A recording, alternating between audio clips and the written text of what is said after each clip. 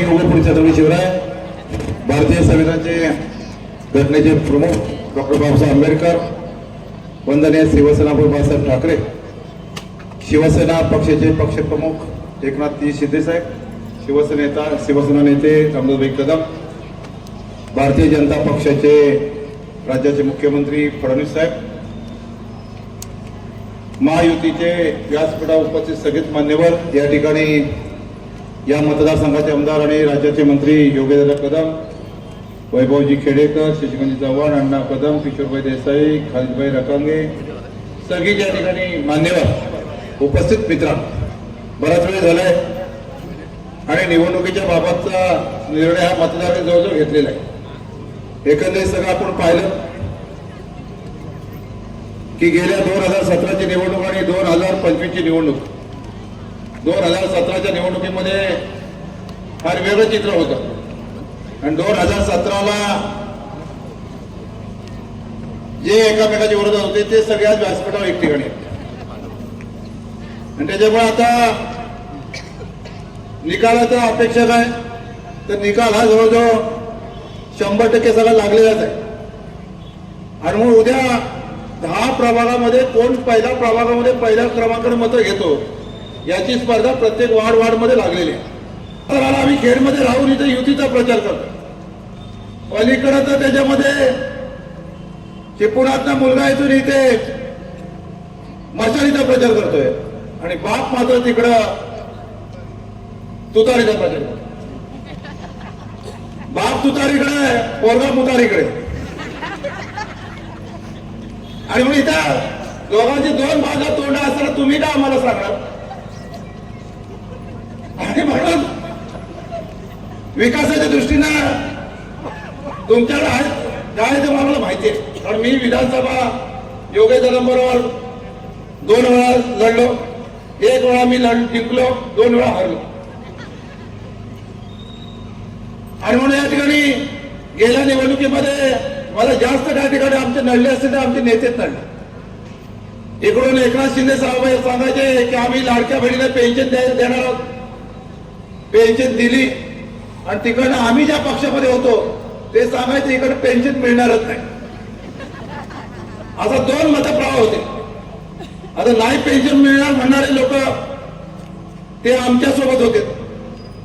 आणि म्हणता त्याच्यामध्ये निवडणुकीचं मतदान होण्याच्या अगोदर एकनाथ शिंदे साहेबांनी 9,000 रुपये हे लाडक्या बहिणीच्या खात्यात टाक. आणि मग बहिणी बोंबलायला लागल्या, हे बघा नाही म्हणणारे 9,000 रुपये. आता कधी बघितलं नव्हते पैसे खात्यात ना, म्हणजे मोबाईल मध्ये पैसे ते 9,000 रुपये मिळाले. ते 9,000 रुपये खात्यातून काढून घ्यायला लागलं तर 1,500, 2,000च्या नोटा, 100च्या नोटा, 500च्या नोटा, करकरीत नोटा सर्वसामान्य महिला मोजून घेऊन यायला. आणि म्हणजे असं सगळं करत असताना महिन्याला 1,500, 12 महिन्यामध्ये 18,000 रुपये होणार. किती? 12 महिन्यामध्ये 18,000 रुपये. 5 वर्षात किती होणार आहे? 90,000 रुपये. आपल्याला द्यायचं आहे काय? मत. एक मत 90,000 रुपये द्यायचं. मग एक मत जर 90,000 रुपये मतामागे सरकार देणार असेल तर ह्याच्यापेक्षा दुसऱ्या सरकारला मत देईल काय कोण? काय बाबा? आणि म्हणून आम्ही बघितलं आता इकडे 90,000 चाललंय तर आपण बाबा आपलं घाशा गुंडवलेलं बरं. आणि मग उगाच आपलं फिरायचं. आणि मग आम्ही त्याच्यामध्ये रामदासभाई पुढे आलो. मग झालं एकामेकाला तुम्ही खड्ड्यात काय बोललात, खड्ड्याच्या बाहेर काय बोललात. लोक या ठिकाणी प्रचार तो खड्ड्यातच चाललाय. आधी खड्डे पाडायला लागतात, नंतर रस्ता करायला लागतो. नॅशनल हायवे सुद्धा या ठिकाणी आपण एवढे वर्ष बोंब मारतोय. आता जिथे कॉन्क्रीटचा रस्ता आपण बोगद्याचा पटकन मारला जातो, तो बोगदा पाडलाच नसतं तर वरून जायचं ना स्वामी समर्थाचं दर्शन घेऊन वरून. आता कोण भरती वरून जातच नाही. आणि मग पहिला बोगदा पाडण्यासाठी सुद्धा 2-4 वर्ष कामाला गेली. तसा खेळ दापोली रस्ता 1 वर्षभर झाला की पुढचा विषय राहणार नाही. चांगलं काढण्यासाठी घर बांधताना सुद्धा पहिला खड्डा खोदायला लागतो का पहिला वरती कौलं घालता, पहिला स्लॅब घालता. आणि म्हणून विकासाच्या दृष्टीनं महायुती आहे, कामं या ठिकाणी दादाने जो मार्ग त्या ठिकाणी एकनाथ शिंदेने केलाय. मला वाटतं तुम्ही नशीबवान आहे. आम्ही पण सरकारमध्ये होतो, बोंब मार मारायचो, त्याला पाजळ फुडायचा नाही. अगदी वेगळ्या पद्धतीनं सरकारमध्ये असलेले लोक किती काय आंदोलन करा, मोर्चे करा, इथं नशिबाने झालं की तुम्ही एकनाथ शिंदे साहेबांच्या सरकारमध्ये होता. जी काय यादी कराल, जे काही काम मंजूर कराल ते शिंदे साहेब सगळे मंजूर करा. आमदारांना पैसे किती मिळायचे? पूर्वी मी सूर्यकांत नवी आमदार वगैरे असायचो, 2 कोटी 5 कोटी, आम्ही लय 2 मारला तर 5 कोटी 10 कोटी, यांनी 2-2 हजार कोटी रुपये 2.5 वर्षात आणले. ते पहिल्या आमदाराच्या हिशेबाने जर केले तर पुढची 25-30 वर्ष म्हणजे आम्ही वर ढगात गेले तरी पण ते पैसे, एवढे पैसे तिथे आम्हाला फाडून पैसे त्या ठिकाणी. आणि म्हणून तुमची तब्येत शहर प्रमुखाची फुगत गेली. आता राहिली मतं फुगायची, त्याच पद्धतीनं मतदान पेट्या सुद्धा तशाच फुगतील असं मला खात्री आहे. फुगतील का नाही? आणि मग विरोधकांच्या बाबत काय बोलायचं? विरोधक हा विषयच नाही. तुम्ही बाबत उद्या काय होईल एकमत द्यायचंय, सगळ्यांचा निर्णय झालाय. आणि म्हणून राज्यामध्ये ज्या नगरपालिकेच्या निवडणुका आहेत त्या अखंड राज्यामध्ये सगळ्याच्या मार्जिननी जास्त मताने निवडून कुठली नगरपालिका येईल तर ती खेड नगरपालिका महायुतीचा नगराध्यक्ष. माझा 5 तारखेला वाढदिवस आहे, 5 डिसेंबर. कितवा ते आम्ही सांगत नाही, वजनावर पण सांगत. आम्ही कधी कधी 70-72 सांगतो, पण लोकांना वजन सांगतो. आणि मग 5 तारखेला वाढदिवस आहे. वाढदिवसाच्या बॅनरलाच माझा बॅनर लागलाय, नूतन नगराध्यक्षांचं हार्दिक अभिनंदन. या राज्यातला पहिला बॅनर माझ्या वाढदिवसानिमित्त नूतन नगराध्यक्ष माधवी राजेश बुटाला म्हणून नगराध्यक्षाचा बॅनर लागलेला आहे. आणि म्हणजे सगळं असताना सगळेजण एक ठिकाणी आहेत. विकासाच्या दृष्टीने दादा तुम्हाला आता भाईंच्या नंतर आम्ही सगळेजण 2 पावलं पाठीमागल्यानंतर आम्ही तुम्हाला कॅप्टन निवडलेला आहे. वैभवजी पण आमच्या टीम मध्ये आहेत. पहिली आमची टीम होते का नाही पहिला प्रश्न होता. टीम तयार करायला गेलो ना आम्ही, त्या पहिली टीम बसते की नाही, पण नंतर हळूहळू खेळाडू एक जमावाला टीम एवढी मजबूत झाली, वजनशील टीम तयार झाली आणि विरोधकच त्या ठिकाणी राहिले. आज करामती भाई आहेत ही तर बाबा बेस बोलते. आणि मग 1 नंबरचा आपण वार्ड मधून जर सुरुवात केली तर प्रभाग क्रमांक वार्ड मध्ये उमेदवार कोण आहे? 6 नंबरचा कार्यकर्ता, त्याला मशालीचं चिन्ह देऊन 1 नंबरला उभं केलं. आणि 6 नंबर मध्येच नाव असलं एका महिलेला 1 नंबर मध्ये बसवले. जे पहिल्यांदा असं की 2000 मतदार 1900 मतदार असलेल्या वार्ड मध्ये उमेदवारच नाही, पहिल्यांदा असं झालंय. आणि मग तिथं मतदान होईल, तिथे 1900 पैकी 1200-1300 मतदान झालं तर मला वाटतं त्याला 100 मतापैकी मिळणार नाही. आणि म्हणून माधवीताई तुम्ही फार नशीबवान आहे. अगोदर कधी उभं राहिलं असतं तर लय मोठा त्रास झाला असता. पण ह्या टायमाला काय सीझन असा आहे की मोरच मोर, थंडी अजून पडायचे, सीझन एवढा चांगला आहे की मोरच मोर. झाडच तर अगदी एवढी जाते का तुम्हाला मतं मिळतील की बघायला. आणि म्हणून 5 जोड्या राहू दे नाही तर 10 जोड्या राहू दे. जोड्या किती उभं राहून काय त्यांना, जोड्या का उभं राहिल्या त्यांना वाटत होतं जर समजा आमच्या हाताला लागलं तर दर पण भेटला होता. अण्णा उभा त्यातलं 1 जोडी अण्णा काढलं त्या. पहिल्यांदा असं झालं 5 नंबर वार्ड मध्ये उमेदवाराने फॉर्म भरला, एबी फॉर्म घेऊन. आणि आता ती मतं आपल्यासाठी मागते, महायुतीसाठी. फॉर्म भरला, भाषा दिला, मला देऊच नको. आणि मत मार तिथं धनुष्यबाणाला. तिच्या बरोबरचा जो उमेदवार आहे तो पण प्रश्न त्याच्या समोर प्रश्न पडलाय की हिला उभी केली, हिची पाणीपट्टी भरली, हिची घरपट्टी भरली, आणि हिथं आताही मतं द्यायला मात्र ही आम्हाला द्यायला मागत नाही. फार टेन्शन नाही तो. आणि म्हणून तिथं परिस्थिती पाहिली. मी सुद्धा त्यावेळेस पक्षाचा जिल्हा प्रमुख होतो. नंतर मी इकडे तुमच्याकडे आलो तर माझं पद खाली झालं म्हणून काही लोकांना मिळालं. आणि त्याच्यानंतर आता उमेदवारी मिळाली तर आता पक्षाची तिथे महाविकास आघाडीची बैठक होते. तिथल्या लोकांनी सांगितलं तुम्ही आमच्या बैठकीला येऊ नको, आणि बैठकीला आल्यास आम्ही उठून जाऊ. आणि मुळे एकतर फार कमी संख्या त्याच्यामध्ये परत हा दुष्काळ पक्षातला आणि म्हणून आपण काढण्यापेक्षा दादा ते बरेच एकामेकापैकी उराव बसलेले आहेत आणि म्हणून येत्या 3 तारखेला निकाल लागेल. 3 तारखेला निकाल लागेल तेव्हा फार एक तुम्हाला तुमची काहीतरी नशीब घेऊन आलेले आहे. मी म्हणणार नाही काय बाबा खालीद बाबा काय हा काय खेळायला तू पाहिजे तसं सगळं होत झालं. काय आणले काय समजत नाही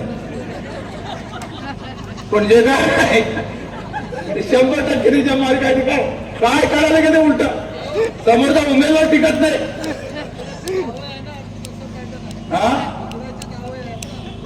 मी काय त्यातलं काय बोलणार तुला माहिती आहे सर परत माझ्यावरती पुरावा करायला नको.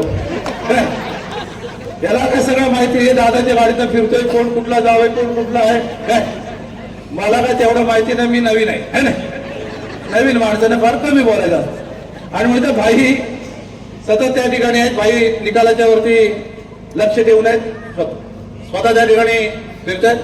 शहरामध्ये हिंदू मुस्लिम वाणी इतर गुजर काय काय लोकांनी मदत मिळवण्यासाठी वेगवेगळे फंड आणले समाजात आणि निवडणूक आली की 8 दिवसच समाज कुठला आहे आणि 8 दिवस समाज सांगतायत तर त्याचा बाप एका समाजाचा एका निचाणीचा प्रचार करतोय तर पोरगा दुसरं येईल ही काय वाढलं ताटात तर सगळ्या दोघांनी आईनं वाढल्या दोघांनीच खाऊन आले आणि प्रचार करताना पोरगा एकाकडे बाप एकाकडे आणि मग तिथं मात्र तिथं हिंदू मुस्लिम वाणी गुजर असं काय चालत नाही.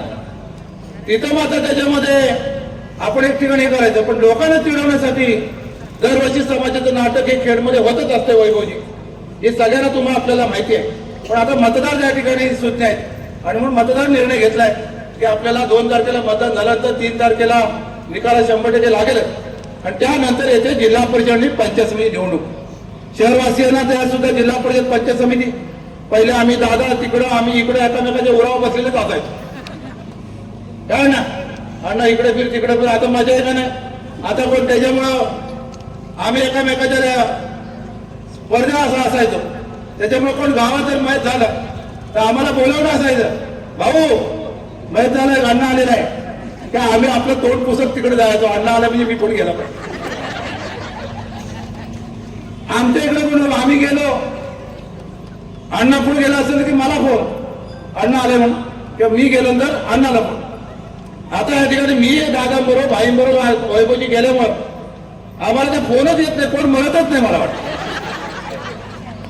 फोनच यायचं बंद झालंय कारण ती पूर्वी कार्यकर्त्यांची चढाओढ असते आणि म्हणून जिल्हा परिषद पंचायत समिती आपण निवडणूक पाहिली निकाल पाहिले तर तुमची मतं आमची मध्ये एका टाकली पाहिल्यात काय वैभवजी आता तुम्ही पाहिजे मापट्याला भर लावला तर जवळजवळ आपण जवळ सगळ्या जिल्ह्यामध्ये विक्रमी मतांना जिल्हा परिषद पंचायत समिती आणि याच्या शेवटला या ठिकाणी उद्या विधानसभा उद्या जिल्हा परिषद झाली पंचायत समिती झाली मतदारसंघ मोकळा झाल्यानंतर परत एखादा पुढचा मतदारसंघ झाला उभा राहू ना ओ बाबानो का 100% वेळ तू दाखवली ना मी तुम्हाला पाठवलं दाखवलं नाही. आता एक बरं आहे मी दाखवली तिथं गरवी साहेब होते मी जरा लढलो त्यांना पाडल्यामुळं मी आमदार झालो मला पाडायला ह्याला सोपं झालं तसं माझं पायगुण चांगलं आहे ना मी सुरुवात केली ना 25 वर्षाचा वड खाली काढायचं काय सोपं आहे का एवढी मुळं पारंब्यास खाली गेलेली का किशोरबाई तुमचा पण हातभार लागलेलाच आहे आणि म्हणून तिथं 25 वर्ष झाल्यानंतर मला तर 5 वर्षात उकडली हे पाटला जो आले का नाही जोडीला आणि म्हणून त्या पुढच्या काळात निवडणुकीचा आपण तुम्ही सगळ्यांनी एक ताकदीने राहिलो ते येत जाते त्याच्या नशिबी असलं पाहिजे. ही माधवी माधवी बुटाला हिला काय माहिती होतं का मी नगराध्यक्ष होईल हिला माहिती पण नव्हतं बाईंनी सांगितलं तुला नगराध्यक्ष करायचं ही नशीब येऊन आली ही नगराध्यक्ष आहे का नाही नशीब लागतंय नाही तर मी जिल्हा परिषदला 4 वेळा निवडून गेलो होतो चव्हाणसाहेब 4 वेळा मी बघितलं मला अध्यक्षपद मिळेल मला लाल दिव्याचा दिवा मला मिळत सगळं आरक्षण ओबीसी आरक्षण महिला आरक्षण आम्ही काही साड्या नेसून काय जाऊ शकत नव्हतो आदिवासी शांताराम जाधवला नशिबाला आरक्षण लाल दिवा मिळाला पण आम्हाला मिळत नाही आमचं नशीबच नव्हतं आणि मग नशीबच नसेल तर काय त्याला ज्याच्या ललाटी ज्याच्या नशिबी असेल ते होईल ना. नशीब असायला लागतं तर तू तर फार मोठं नशीब घेऊन आले काय. आणि मग त्या नशिबाला साथ देत असताना सगळेजण तू नशीब घेतलीस. वैभवजी तुझ्या विरोधातच होती पण ही काय बहुत वागल्या काही माहिती नाही. त्या नशिबाने सुद्धा आज वैभवजी तुम्ही आपण सगळे एक ठिकाणी आलो. आणि मग ताकद एक वेगळा पण या ठिकाणी आली. पुन्हा एकदा ठिकाणी माझ्या घरामध्ये काल लग्न झाले. मुलाच्या लग्नाची वरात आहे. वरातीला तिकडे यायचं मी वरात सोडून त्या तिकडे आलो म्हणून जरा योगदान जरा उशीर झाला. ज्यांनी ज्यांना प्रचार त्याचा झाला असेल त्यांनी वरातीची सोय आमच्याकडे आहे तिकडे. काय बाकी सगळे कार्यक्रम आहे तिकडे यावं. पुन्हा एकदा या ठिकाणी हे सगळे नगरसेवक ज्या ठिकाणी निवडून झाले जे एक नंबरने कोण कोण जाणार हात वर करून दाखव रे. एक नंबर सगळेच एक नंबर झालं तर आम्हाला उद्या तशा पद्धतीनं काय बक्षीस असेल आकडा लावावा लागेल ना. म्हणजे बक्षीस नाही तर आकडा म्हणजे उद्या काहीतरी उद्या सकाळ संध्याकाळ तरी म्हणा. तुमच्या डोक्यात येते माझ्या मनात नाही. परंतु त्याच्यामध्ये स्पर्धा आहे.